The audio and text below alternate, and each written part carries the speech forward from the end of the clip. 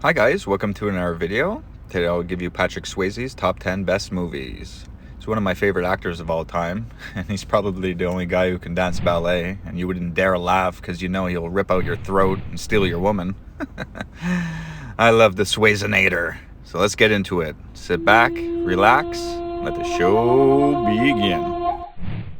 Number 10 is Grandview USA. Released in 1984 and directed by Randall Kleiser, who also directed Grease. Grandview USA is a decent little movie that just missed my Jamie Lee Curtis top 10 list.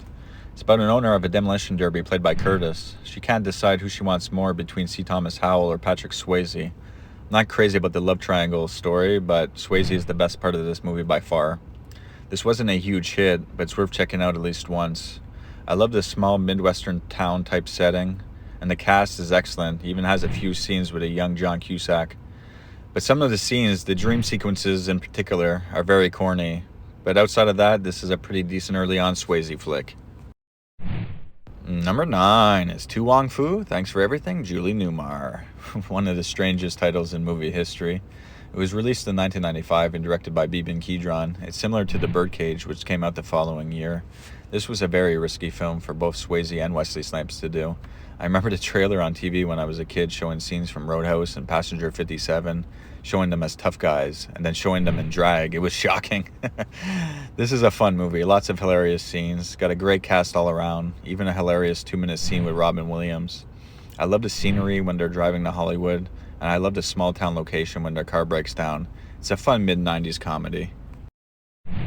Number 8 is Tall Tale. Released in 1995 and directed by Jeremiah Chichik, this bombed at the box office, so I'm not quite sure why. It's not perfect, but it's a fun fantasy adventure film.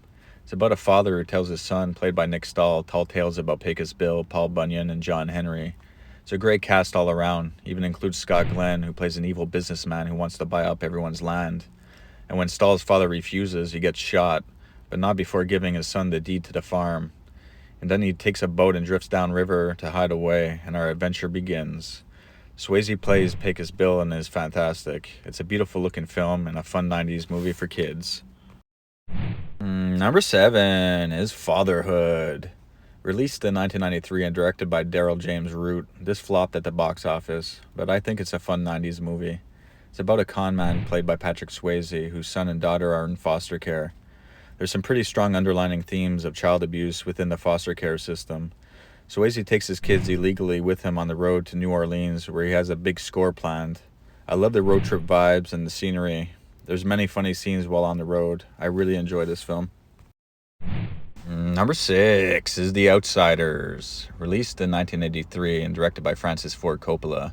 I love The Outsiders. It's got an unbelievable cast of C. Thomas Howell, Matt Dillon, Ralph Macchio, Rob Lowe, Emilio Estevez, Tom Cruise, and Patrick Swayze in only his second film. He's fantastic. He's more of a side character, but he kills it in every scene. He's always the man on the front lines. And when his brother and friend accidentally kill a member of a rival gang, they go into hiding. It's a fantastic story and is filmed beautifully. I love this film. Number 5 is Youngblood. Released in 1986 and directed by Peter Marco, this is a childhood favorite of mine. It's my favorite sports film of all time.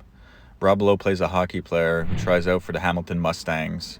There he meets the captain, Derek Sutton, played by Swayze, and the coach, played by Ed Lauder. He's an excellent actor. Swayze and Lowe are great together. I love the old arena locations. I visited some of the filming locations last summer. It was filmed about 6 hours away from where I live. I love this classic. Number 4 is Roadhouse. Released in 1989 and directed by Rowdy Harrington. Roadhouse is so great. Swayze plays a bouncer hired to clean up a notorious bar. It's so much fun when he first arrives at the bar and starts to clean house. I love the look of the film and the filming locations at the bar and his barn house. It's got a great cast, including Jeff Healey, who performs music at the Double Deuce. I love this film, and I've seen it a ton in my life. Number 3 is Dirty Dancing. Released in 1987 and directed by Emil Ardolino, this was a massive hit that turned Swayze into a star. Swayze plays a dance instructor at a country club, and at night he's the king of the dirty dancers, and he catches the eye of Jennifer Grey. I love the country club filming locations in the 50s setting.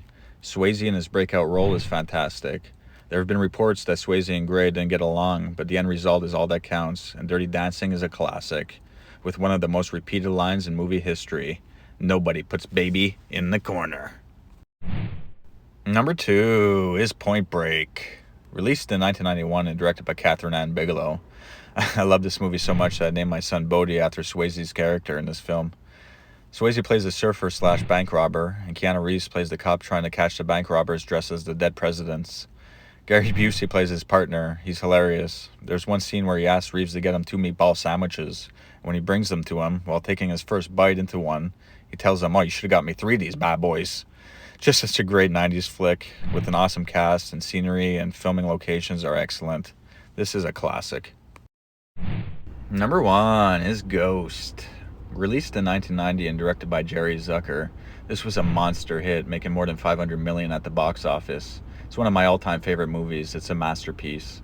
When Swayze is shot and killed while walking home with his girlfriend, played by Demi Moore, he turns away from the light of death and stays in this plane of consciousness to find out who's behind his murder. He encounters a so-called psychic played by Whoopi Goldberg to help him reconnect with his girlfriend and to help find out why he was killed. It's just an amazing film with a tearjerker ending. At the end, he walks into the light and tells Demi Moore, "The love inside, you take it with you," reminding us all that in the end, all that matters is that you have love in your heart. Live a life of love, and you have nothing to fear. It's beautiful. An absolute masterpiece. Anyways, so that's the list, guys. Let me know what you think. Take care. Bye.